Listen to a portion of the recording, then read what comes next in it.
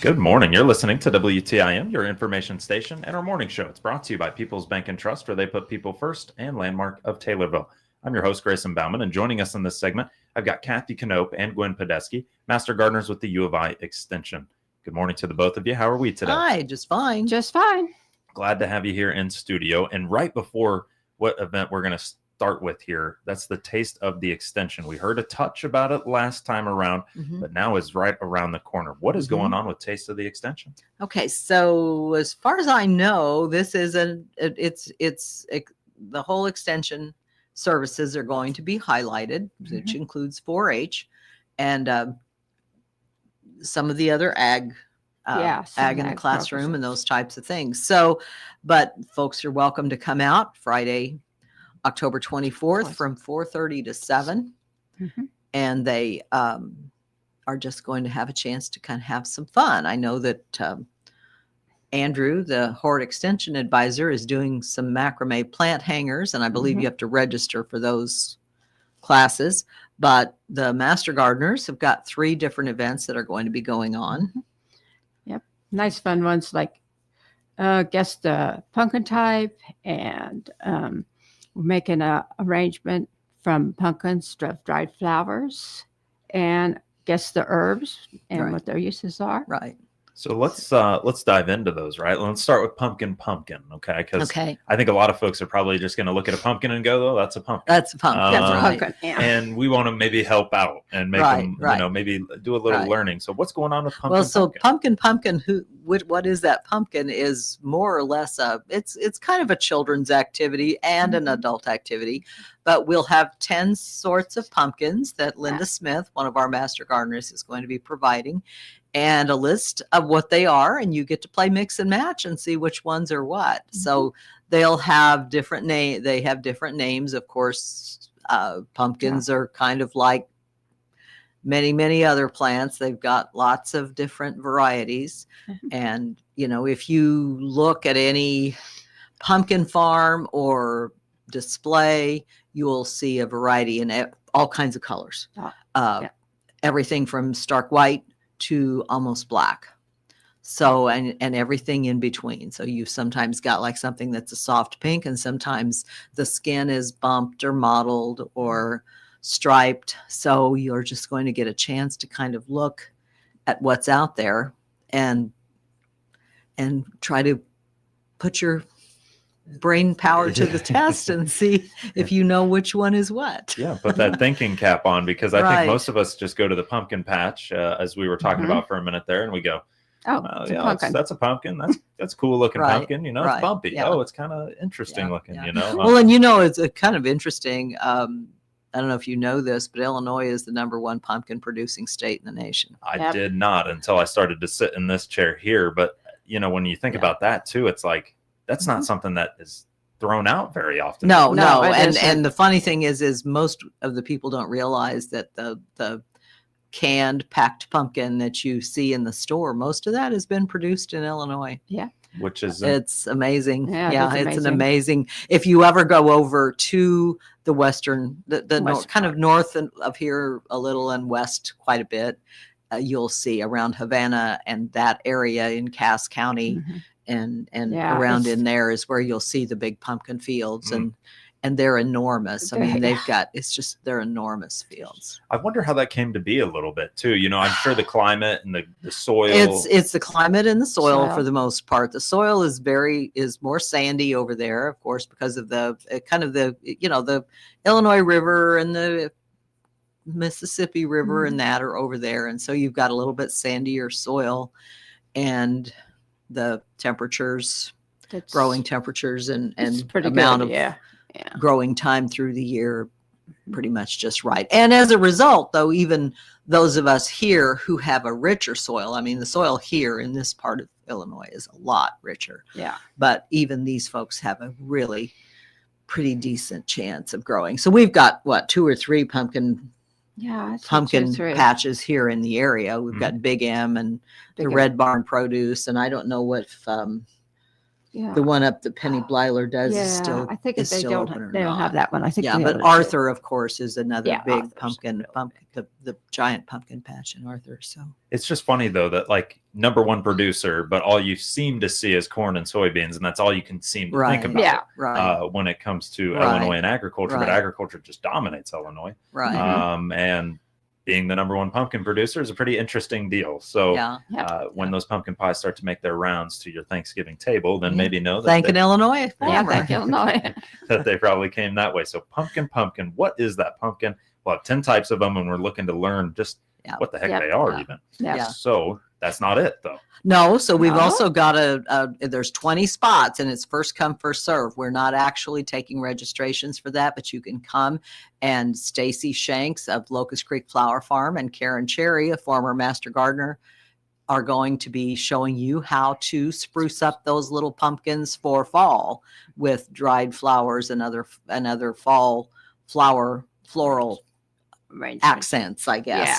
So, and they'll be very, very, Stacy is just a genius, Oh and yeah, she is. she's She got a is really huge good. flower farm Mhm. out in Millersville. So Yep. I think people will enjoy that, and they will have, I think it's at least 3 or 4 different types of pumpkins they can choose. So if they want Mhm. to try to decorate one of the gray ones or one of the white ones or an orange, traditional orange with this. So, Okay. and then they get to take that home. yes. And the master gardeners are absorbing the cost of that. So that is going to not Yeah. cost you anything. Love that. First come, first serve. But But it is first come, first serve. 20 spots. We're Yeah, limited 20 to 20 spots. We There's can't 20 do it for spots. everybody, but we'd like to do it for the first 20 people that come through the door and want Right. to do it. Right. And we're putting together kind of decorative displays in doing so, and you get to go home with it. I always love when you can go home with something like that, because you put all that work in and then it's like, what do I do with it now? So Right. Right. that is lovely to Yep. see. But again,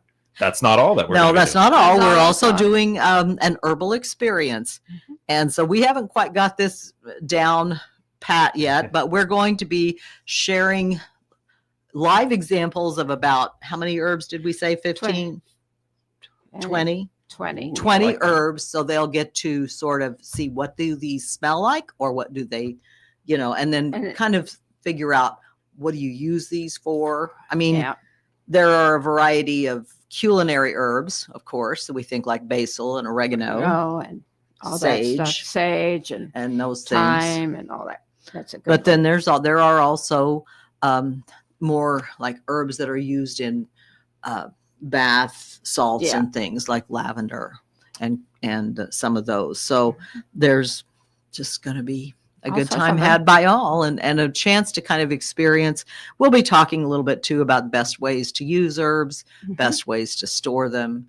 So, It's a full herb experience. right, right, exactly. Well, I mean, in order to do so, you got to start with, what is that herb probably? What's Right. it used for? Is Right. it best dried? Is it best Mhm. stored away in like a Right. container and not allowed to dry? What is Right. best for it? Right, right, Right. exactly. Because there are a variety of things. I mean, of course, fresh herbs are nice to use.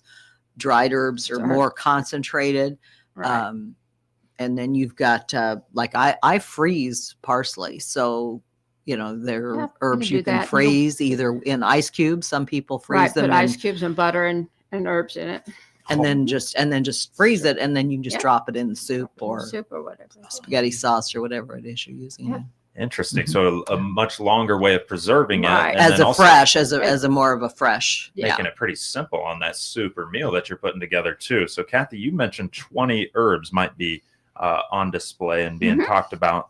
So let's say I have an interest in the smell good type of herbs, Mhm. whatever those might be, or lavenders, or I don't know. Lavenders. Yeah. Yeah. Am I getting to maybe take home any of that type of stuff too? Or is that something that we're just That's trying to what we're teach you just about? trying to Probably teach. not. We're probably just going to be doing that's a some teach teaching. thing. It's Yeah. just going to be doing a teaching thing. Okay. And there I might may give out. I don't know yet. I've got bay. Oh, I've got a bay tree. I may give everybody that comes to the table a bay leaf, but we'll see. Yeah. We'll see how much I want to denude that Yeah, and bay that- tree. And there's going to be unusual herbs there that you don't see every day. Yeah. So Okay. it's Can I get a unique. hint as to what an unusual herb might be? Okay, that so we can one of the see? ones that I plan to bring, if the dry weather has left me any leaves is comfrey. Comfrey is not something that you see anymore too much, even in the herb trade, but it's old fashioned. It's an old fashioned herb. It was used for wound care. They're big leaves, about usually 4 to 6 inches long and 1.5 inches wide or so. They've got a fuzzy appearance, and they actually helped cleanse and staunch bleeding in a wound. Comfrey. Comfrey. I did spell it right. That was lucky. On my end here, I have never heard of that actually. No, I know. See, that's what I'm saying. It's an old fashioned one. I think my plant is, I've had it for like 39 years, and I think I must have gotten it down at not Pierre Menard's home, and it might have been there too, but at Fort Deschartres in the days when I was younger, I would go to the rendezvous at Fort Deschartres, and they always had some of the more traditional older ones herbs that were used in cosmetics. I mean, and that was one of them that I picked up and has just made it. Well, how cool. Because I mean, I don't know how many people I'd like to think I'm not the only one that probably not. Probably I said, it's and the neat thing about that one is it's actually pretty much a bee magnet when it's blooming, and it blooms throughout the summer. It doesn't. If you take the bloom stalks off once the flowers are done, it'll shoot more bloom stalks up. So it's always always a good kind of a plant for bees. It's got a little white bell-shaped flower, kind of blooms in clusters. Kind of getting back to those pollinator plants that we talked about a few months ago, like the bee balm and things like that. So, and then you could have that in your backyard. And if you're interested in, I don't know, if maybe wound care, but just having it. But somebody did tell me that it is still a component in some more of the more natural. Really? Really? Yeah, cosmetic items that are. So I don't know. Well, this is unique to me, and I think you might want to come on out to the Taste of the Extension Friday, October 24th, 4:30 to 7 p.m., I believe. We've got pumpkin going on. Guess that pumpkin. What is that pumpkin? 10 types of them will be had. 20 spots. First come, first serve for a pumpkin kind of decorative display. Putting together dried flowers with that too. And then the herbal experience, whether culinary, decorative, maybe smell goods. We're going to learn about those too. Taste of the Extension coming up Friday, October 24th. We're speaking with Gwen Podesky and Kathy Knope, Master Gardeners with the U of I Extension. We'll be right back with them with more on WTIM, your information station.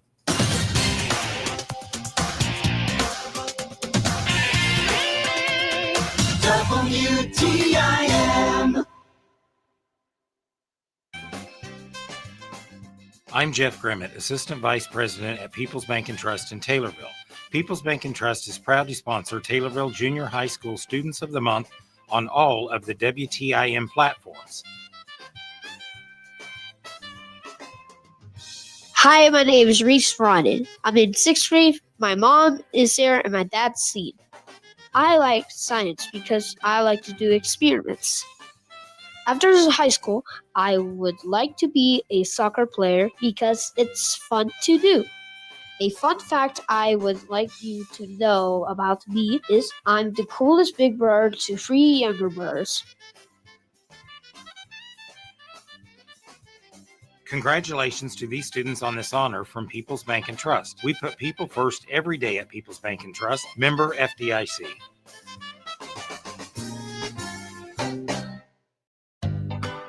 Where do ghosts sleep?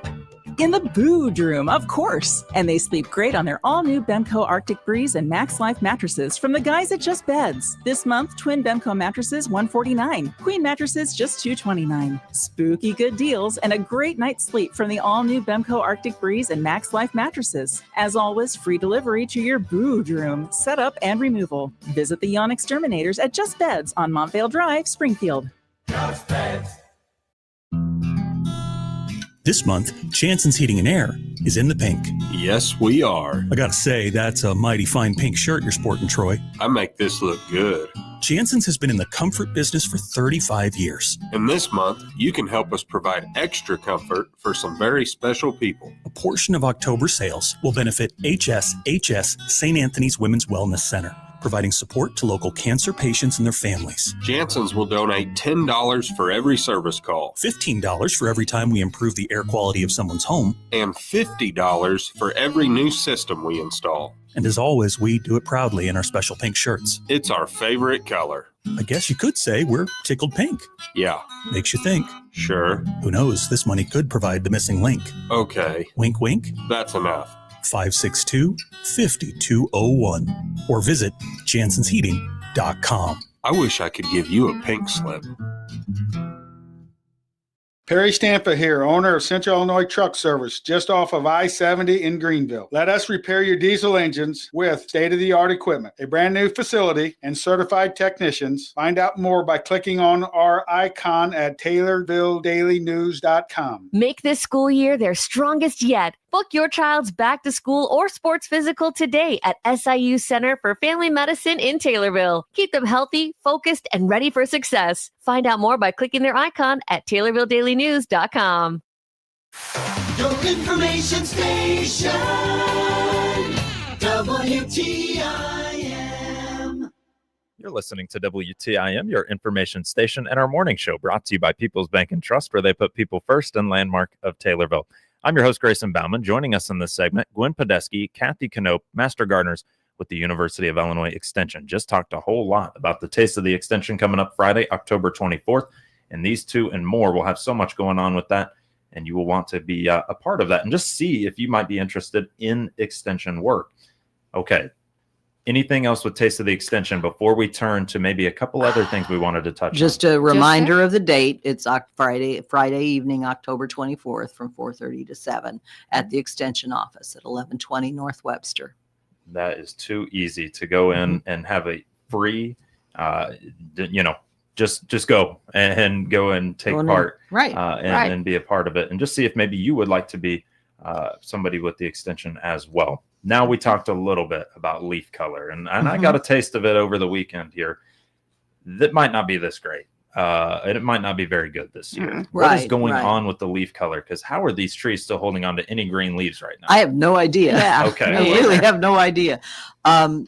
But a lot of the leaf color is very much based on when the Moisture. chlorophyll leaves the leaves. When the chlorophyll goes away, then the other chemicals in the leaves that are present, Will that's come the out. color you see. Mhm. But because it's been so dry, this is going to be, I It's- think, It's going to be I don't think a it's going to very be good at all. very muted year, if much of anything at Yeah. all. So, I mean, it's sad, but it is what happens occasionally. Mhm. It's a good reminder, though, if you've got small trees and shrubs in your yard, maybe even large trees and shrubs that from past experience kind of struggle a little bit when it's on the drier side. I would encourage you to keep watering those Mhm. and kind of make sure that they go into the winter months Yeah. hydrated, because that's when their roots are going to grow and when things are going to happen that we don't see below ground that will take the tree on Mhm. to next year. Yeah, and if you want So, that tree on yeah. to next year, Yeah. you might want to Yeah. do that. Yeah. So, But I mean, we can still dream. Like I said, there are three chemicals besides chlorophyll that are mostly associated with leaf color in the fall. The reds and purples tend to come with a chemical called anthocyanin, and the cyanin gives you the clue. Cyan is another name for blue, or one of the shades of blue. And you'll get gray dogwood, serviceberry, and pin oaks will give you vibrant reds in your yard, as well as I was telling you before we got on air. I have what they call a black gum or a tupelo tree. It's a Native American tree, and it's one of the most brilliant reds Mhm. because the Pretty. foliage is usually very glossy Mm. as a rule, and so it really shines and sparkles when it's red. Carotenoids, of course, carrots, orange, Orange. Yeah. and those are going to give you the orange pigments. May include things like black oak, eastern redbud, and white oak. It's also going to probably be in the sugar maples. Yeah, the sugar sugar maples are maples. really Well, sugar maples are great because Yeah, they they're will do, beautiful. depending upon the tree and its parentage and how old it is, it can go anywhere from like a lemon yellow to a pretty bright red, red. pretty Okay. bright Yeah, red. bright red. So sugar maples are really stars Yes, they are. of the fall forest. And then xanthophyll, and xantho, gold, is Greek for gold. Quaking aspen, honey locust, and river birch. And some of the other birches can give you that bright, vivid yellow. So we've learned quite a bit here today and plan to learn more at the Taste of the Extension Friday, October 24th, because you're going to need to digest some of these things. But to Gwen and Kathy, thank you to the both of you for joining us here today. Thank you. Thank Of you. course, Master Gardeners with the University of Illinois Extension here on the WTIM Morning Show.